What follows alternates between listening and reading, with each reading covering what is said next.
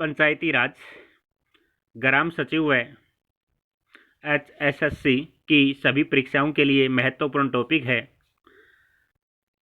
तो आज ये शुरू करते हैं। पहले इसमें हम सामान्य जानकारी करेंगे और इसके बाद जो प्रश्न बनते हैं वो करेंगे। तो भारत में सबसे पहले पंचायती राज 2 अक्टूबर 1959 को राजस्थान के नागौर जिले के बगतरी गांव में लागू किया गया था, जिसका शुभारंभ प्रधानमंत्री जवाहरलाल नेहरू ने किया। यानी 2 अक्टूबर 1959 को राजस्थान के नागौर जिले के बगतरी गांव में लागू किया गया और जिसका शुभारंभ प्रधानमंत्री जवाहरलाल नेहरू ने किया था।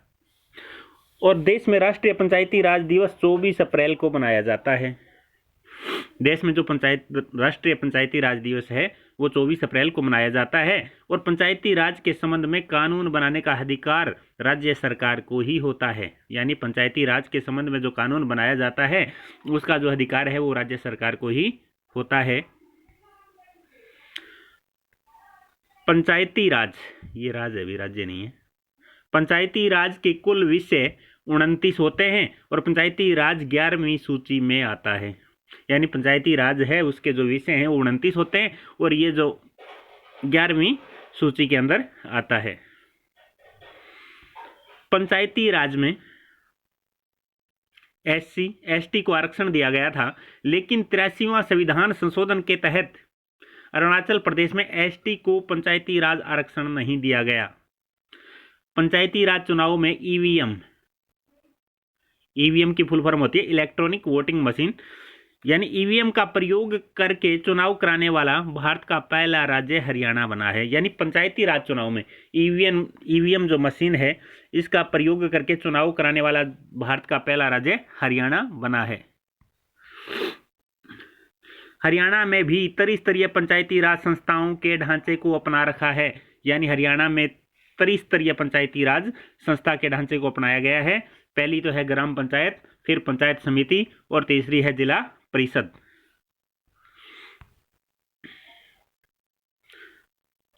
हरियाणा पंचायती राज अधिनियम 1994 को पास किया गया था। यानी जो अधिनियम है ये 1994 को पास किया गया था और 24 अप्रैल 1994 को इसे राज्य में लागू किया गया।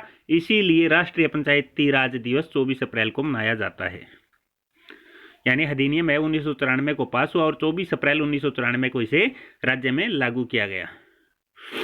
और पंचायती राज चुनाव में शैक्षणिक योग्यता लागू करने वाला पहला जो राज्य है वो राजस्थान है और उसने ये जो योग्यता है ये 2014 के अंदर लागू की थी। और हरियाणा ने 7 दिसंबर 2015 को लागू की और ऐसा करने वाला यानी शैक्षणिक योग्यता लागू करने वाला दूसरा राज्य बना। 7 दिसंबर 2015 में पंचायती राज चुनाव में शैक्षणिक योग्यता लागू करने वाला दूसरा राज्य हरियाणा बना था। हरियाणा के पंचायती राज चुनाव में हरियाणा के जो पंचायती राज चुनाव में सामान्य वर्ग एवं पिछड़ा वर्ग के पुरुषों के लिए शैक्षणिक योग्यता 10वीं पास और महिलाओं व अनुसूचित जाति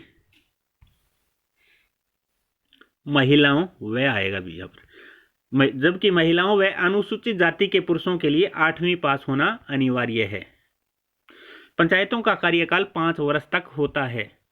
पंचायतों का जो कार्यकाल होता है वो 5 वर्ष तक होता है और पंचायत भंग होने पर 6 महीने के अंदर चुनाव करवाने होंगे।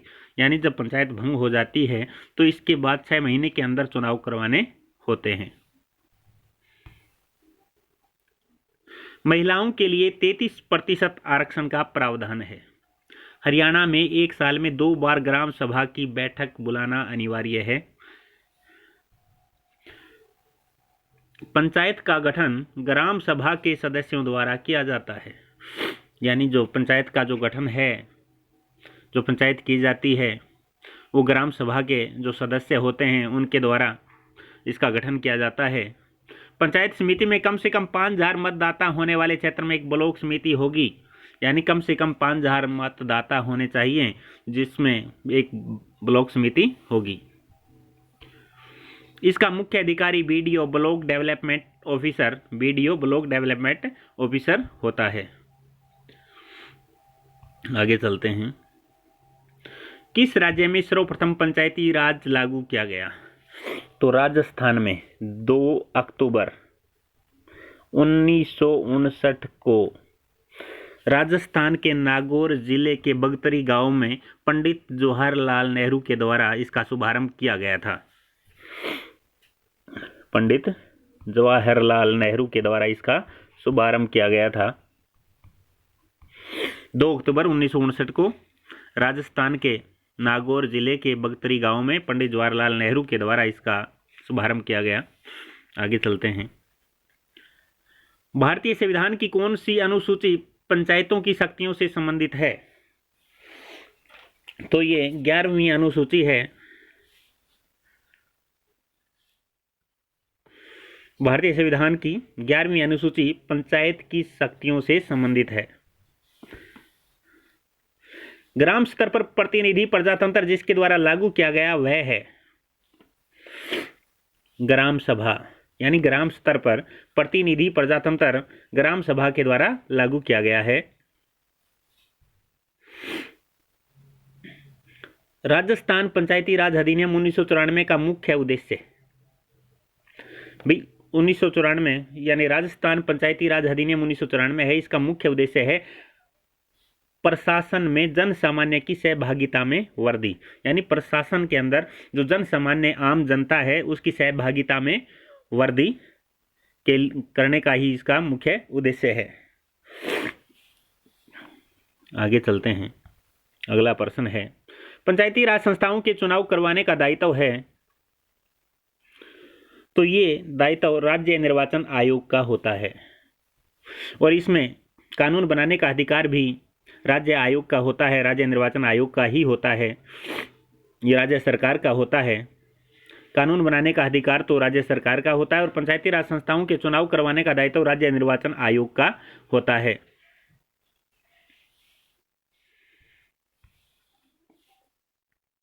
पंचायती राज संस्थाओं को प्रभावी व सशक्त बनाने के लिए 73वां संविधान संशोधन किस वर्ष पारित हुआ था?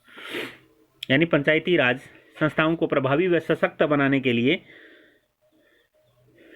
73वां संविधान संशोधन है, ये 1992 में लागू हुआ था, पारित हुआ था।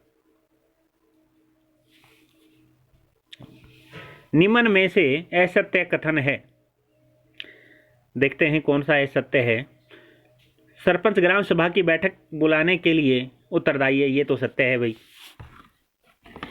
ग्राम सेवक पंचायत के अभिलेखों के संधारण के लिए उत्तरदायी है, ये भी सही है। सरपंच पंचायत कर्मचारियों पर प्रशासनिक पर्यवेक्षण और नियंत्रण रखता है, ये भी सही है। सरपंच राज्य सरकार को प्रतिवेदन एवं अभिलेख उपलब्ध कराता है, ये बात असत्य है। यानी इसका आंसर होगा 4 नंबर, सरपंच राज्य सरकार को प्रतिवेदन व अभिलेख उपलब्ध कराता है, ये बात असत्य है और इसमें असत्य पूछा है। इसी समिति की सिफारिश का ही परिणाम रहा कि संसद ने 73वें संविधान संशोधन अधिनियम द्वारा पंचायती राज संस्थाओं को संवैधानिक दर्जा प्रदान किया था। यानी इसी समिति की सिफारिश का ही परिणाम रहा कि संसद ने 73वें संविधान संशोधन अधिनियम द्वारा पंचायती राज संस्थाओं को संवैधानिक दर्जा प्रदान किया था। हमारे संविधान में 11वीं अनुसूची कब जोड़ी गई? हमारे संविधान के अंदर जो 11वीं अनुसूची है वो 1993 में जोड़ी गई थी। यानी 11वीं अनुसूची 1993 के अंदर जोड़ी गई। 24/4/1993 को लागू 73वें संविधान संशोधन द्वारा संविधान में 11वीं अनुसूची एवं अनुच्छेद 243 में भाग 9 जोड़े गए हैं। यानी 24/4/1993 को 73वें संविधान संशोधन द्वारा संविधान में 11वीं अनुसूची जोड़ी गई थी। तो इसका आंसर होगा 1993। पंचायती राज संस्थाओं के चुनाव लड़ने हेतु प्रत्याशी के निर्धारित न्यूनतम आयु सीमा क्या है? यहां पर पूछा है कि चुनाव लड़ने हेतु तो है 21 वर्ष और मत डालने हेतु है 18 वर्ष। तो इसमें चुनाव लड़ने हेतु पूछा है तो क्या है 21 वर्ष। पंचायती राज संस्थाओं के चुनाव लड़ने की न्यूनतम आयु 21 वर्ष है, परंतु मतदान करने की न्यूनतम आयु 18 वर्ष ही है। ग्राम सभा की बैठकों की अध्यक्षता कौन करता है? यानी ग्राम सभा के बैठकों की अध्यक्षता है वो सरपंच करता है।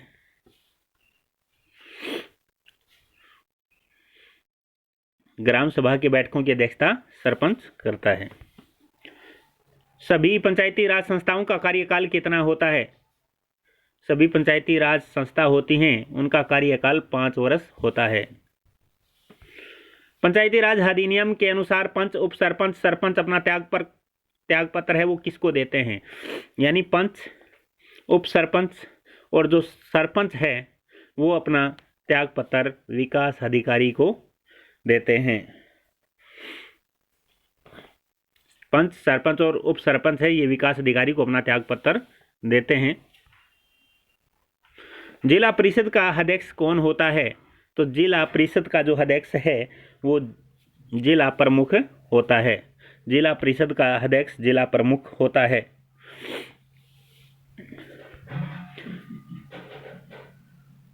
संविधान के किस अनुच्छेद में पंचायती राज की अवधारणा को व्यक्त किया गया है? तो ये है अनुच्छेद 40। यानी संविधान के अनुच्छेद 40 में पंचायती राज की अवधारणा को व्यक्त किया गया है। ये ध्यान रखना है कि अनुच्छेद 40 में पंचायती राज की अवधारणा को व्यक्त किया गया है। संविधान के भाग 4 में राज्य के नीति निदेशक तत्वों के अनुच्छेद 40 में राज्य को पंचायती राज व्यवस्था की स्थापना के निर्देश दिए गए हैं। अनुच्छेद 40 में पंचायती राज व्यवस्था की स्थापना के निर्देश दिए गए हैं। भारत में पंचायती राज को प्रारंभ करने वाले राज्यों में राजस्थान का कौन सा स्थान है? तो पहला स्थान है। 2 अक्टूबर 1959 को राजस्थान के नागौर जिले के बगतरी गांव में जवाहरलाल नेहरू के द्वारा इसका शुभारंभ किया गया। और द्वितीय स्थान आंध्र प्रदेश का है। यानी भारत में पंचायती राज को प्रारंभ करने वाले राज्यों में राजस्थान का पहला और आंध्र प्रदेश का दूसरा है, क्योंकि यहाँ पर आंध्र प्रदेश में 11 अक्टूबर 1959 को पंचायती राज व्यवस्था लागू की गई। जहाँ 11 अक्टूबर 1959 को पंचायती राज व्यवस्था लागू की गई। निम्न में से कौन पंचायती राज संस्थाओं के किसी भी पद के लिए योग्य उम्मीदवार है? तो इसमें है 18 वर्ष की उम्र का वयस्क, 27 नवंबर 1995 के 53वीं संतान वाला व्यक्ति और पागल और दिवालिया। तो इसमें सभी आएगा। तो अयोग्य पूछा है इसमें, ये योग्य गलत लिख दिया हमने, यहाँ पर अयोग्य आएगा। अयोग्य उम्मीदवार है। यानी 18 वर्ष की उम्र का वयस्क मत डाल सकता है परंतु चुनाव नहीं लड़ सकता। और 27 नवंबर 1995 के बाद तीसरी संतान वाला जो व्यक्ति है वो भी चुनाव नहीं लड़ सकता, सरपंच के लिए खड़ा नहीं हो सकता। पंचायती राज संस्था के किसी भी पद के लिए अयोग्य माना जाता है और पागल और दिवालिया हो तो भी अयोग्य माना जाता है। तो इसमें ये मिस प्रिंटिंग है, अयोग्य उम्मीदवार आएगा। भाई कौन सी पंचायती राज संस्थाओं के किसी भी पद के लिए अयोग्य उम्मीदवार है? तो होगा इसमें 18 वर्ष की उम्र का वयस्क, 27 नवंबर 1995 के पश्चात तीसरी संतान वाला व्यक्ति और पागल या दिवालिया, उपरोक्त सभी उत्तर आएगा। किस संविधान संशोधन अधिनियम द्वारा पंचायती राज संस्थाओं को प्रभावी व सशक्त संवैधानिक स्थिति प्रदान की गई? ये होगी 73वां। यानी किस संविधान संशोधन अधिनियम द्वारा पंचायती राज संस्थाओं को प्रभावी व सशक्त संवैधानिक स्थिति प्रदान की गई? 73वां संविधान संशोधन अधिनियम द्वारा। पंचायती राज व्यवस्था से संबंधित पुस्तक माई पिक्चर ऑफ फ्री इंडिया, ये महात्मा गांधी के द्वारा लिखी गई, ये महात्मा गांधी जी की रचना है, my picture of free India. पंचायती राज व्यवस्था में जिला प्रमुख अपने कार्यकाल की समाप्ति से पूर्व ही त्याग पत्र देना चाहे तो वह निम्न में से किसे अपना त्याग पत्र सौंपेगा? तो ये होगा संभागीय आयुक्त। यानी ये जिला प्रमुख है, अपने कार्यकाल की समाप्ति से पूर्व त्याग पत्र देना चाहे तो संभागीय आयुक्त को, और पंच, सरपंच और उप सरपंच होते हैं ये अपना त्याग पत्र किसे देते हैं? विकास अधिकारी को, और जिला प्रमुख संभागीय आयुक्त को। बलवंत राय मेहता समिति प्रतिवेदन में पंचायती राज संस्थाओं को कितने सत्रों पर गठित करने का सुझाव दिया है? तो ये होगा त्रिस्तरीय। बलवंत राय मेहता समिति प्रतिवेदन में पंचायती राज संस्थाओं को कितने सत्रों पर, यानी 3 सत्र।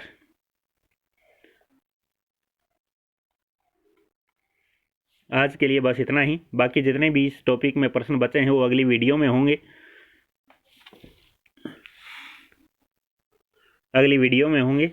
और यदि वीडियो पसंद आए तो इसको लाइक करें और चैनल को सब्सक्राइब करें।